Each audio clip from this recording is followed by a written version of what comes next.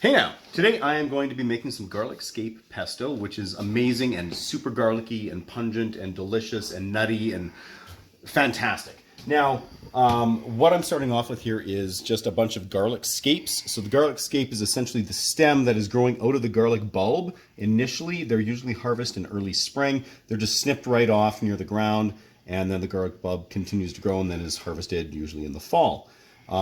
This is a big chunk here. It's just over a ½ pound. I'm hoping it'll be about a cup or so once it's all pureed. In addition to that, I've got a ½ cup each of sunflower seeds, chopped walnuts, and fresh basil.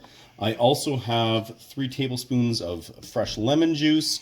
There's a cup of olive oil. I've got a cup here of Parmesan cheese. There's a heaping teaspoon of kosher salt. We're going to be just cracking some fresh pepper in there, and then I've got a ½ teaspoon or so of crushed red pepper flakes. So the first move here is going to be taking these garlic scapes, and I'm going to be chopping them up into just over an inch or so, 3/4 of an inch or an inch or so in length, because we need that, and then it's going to go in the food processor. If you don't chop them up, you're risking it being like long and stringy and not properly processing, but just giving the food processor a bit of an edge is really going to help with that. So I'm going to chop these up and get them food processing here. All right, now just before I actually chop them up, I've gathered them up and I've got just the tips of the stems here. I don't know if this is 100% necessary or not, but these seem like a lot drier and quite a bit more fibrous, and they're just nasty looking and yellow. So I'm just going to take a pair of scissors and snip them off.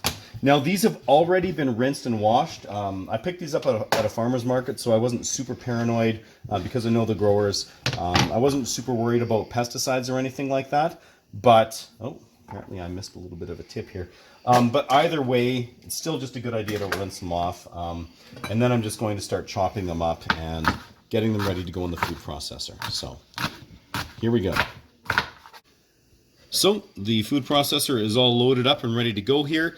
So I'm just going to get this thing going and give it about 2 minutes or so until doesn't have to be completely pureed, but it's going to be well on its way. All right, so this is what the garlic scapes look like after the initial puree. About halfway through, I just used a rubber scraper to kind of scrape it down to make sure that everything was getting nicely blitzed.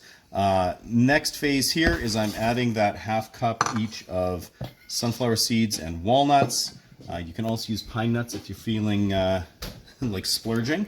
But this is going to add a lot of nuttiness and flavor to it. And we'll give it about 30 seconds or so of pureeing now. All right, after that's done, we're going to add the Parmesan cheese, the fresh basil, and we're going to add the salt. It's starting to get full, and then just a decent amount of cracked pepper in here. Just to liven it up a wee bit. And then we're going to puree for another 30 seconds or so. So after about 10 seconds or so, I just give it a bit of a knockdown. I'm just going to toss in the red pepper flakes here as well and carry on. All right, so it's time to add the lemon juice, and then I'm going to fire this up, and as I do that, I'll start to add the olive oil.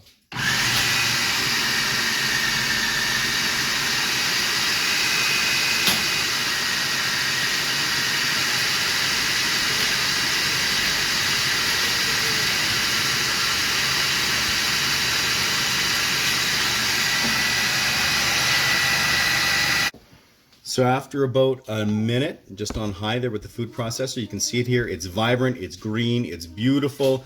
The consistency is fantastic. This makes a super beautiful, robust, nutty, garlicky addition to anything. You can use this as a nice spread on an Italian sandwich. You can spread it on your pizzas when you're making those. It can go and add a really nice kick to your tomato sauce.